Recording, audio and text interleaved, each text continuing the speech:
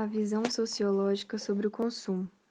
A sociedade contemporânea, que muitos chamam de pós-moderna, tem como característica o discurso polissêmico do multiculturalismo, onde cabe ao indivíduo a busca por aquilo que lhe defina diante da liberdade que atingimos. De fato, a sociedade pós-moderna poderia ser perfeitamente chamada de sociedade de consumo. Esse foi o grande produto que a Revolução Industrial do século XIX e o avanço tecnológico do século XX nos deixaram, a sociedade de consumo. Nessa sociedade, o indivíduo passa a ser autêntico de si mesmo, como nos diz Charles Taylor. Segundo o Taylor, a autenticidade passa a ser entendida como um fim em si mesmo, sendo uma forma de satisfação intrínseca ao homem.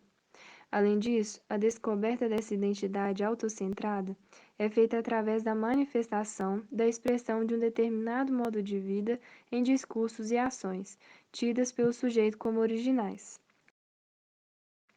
Não poderíamos finalizar esta breve visão sociológica do consumo e da mercadoria sem trazer a visão de Karl Marx acerca do tema. Marx, em sua obra O Capital, pontua que a mercadoria, quando finalizada em seu processo produtivo, não mantinha mais o seu valor real de venda, que era determinado pela quantidade de trabalho intrínseco, mas pelo valor de venda irreal e infundada, como se não fosse produto do trabalho humano e que não pudesse ser estimado. Em outras palavras, a mercadoria ganhava vida própria. Assim, a análise dos autores até aqui estudados, podemos inferir que o consumo do homem contemporâneo é instantâneo.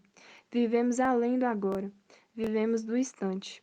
Novos objetos e novas necessidades surgem a cada instante e são consumidos de forma ininterrupta. Essa coleção de instantes leva à perda da noção de tempo e o indivíduo se aliena e passa a viver para o trabalho. A sociedade de consumo é um termo bastante utilizado para representar os avanços de produção do sistema capitalista, que se intensificaram ao longo do século XX, notadamente nos Estados Unidos, e que continuam se espalhando pelo mundo. Nesse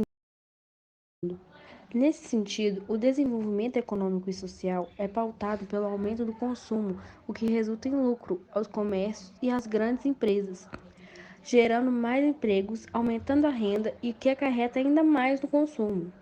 Uma ruptura nesse modelo representaria uma crise, pois a renda diminuiria, o desemprego aumentaria e o acesso a elementos básicos seria mais difícil. A Revolução Industrial é um divisor de águas na história e quase todos os aspectos da vida cotidiana da época foram influenciados de alguma forma por esse processo. A população começou a experimentar um crescimento sustentado sem precedentes históricos com uma boa renda média. Concluímos que esses exageros característicos da sociedade de consumo são provenientes de fatores sociais e principalmente culturais. Contudo, uma vez que mudanças nos modos de produção a partir de uma revolução industrial, por exemplo, aumentariam os níveis de produção, junto aos fatores sociais. Após o término da Segunda Guerra Mundial e com a Guerra Fria, as duas principais potências, Estados Unidos e a União Soviética, governavam o mundo influenciando a cultura de países aliados. No caso do Brasil, os Estados Unidos influenciaram muito em relação à sua política consumista. Durante os últimos anos,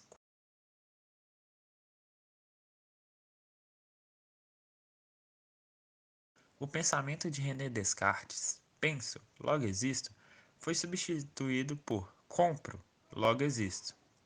Neste caso, o ato de consumir passou a ser indispensável na vida da sociedade, se comparando ao prazer e à felicidade. Muitas vezes em nossa sociedade, o ter substituiu o ser, ou seja, ser alguém é muito pesado, e a ordem da nossa sociedade é ser leve, e não se pode ser leve possuindo uma personalidade. Mas afinal, por que somos engolidos pelo consumismo? Para Platão, o amor era o desejo por aquilo que não se tem. Ou seja, o amor é o desejo. mas apenas enquanto não possuo o ser desejado. Pois assim que eu possuo o ser desejado, já não é mais amor, pois não há mais desejo. Aplicando esse conceito em nossos dias, muitas vezes possuímos um objeto que é útil e cumpre todas as nossas funções e utilidades. Contudo, a mídia nos bombardeia com a ideia de que precisamos comprar um objeto novo, pois o que possuímos já não está atualizado o suficiente. Mas o mais engraçado é que após comprarmos um novo objeto, ele perde a graça e voltamos ao ciclo do consumismo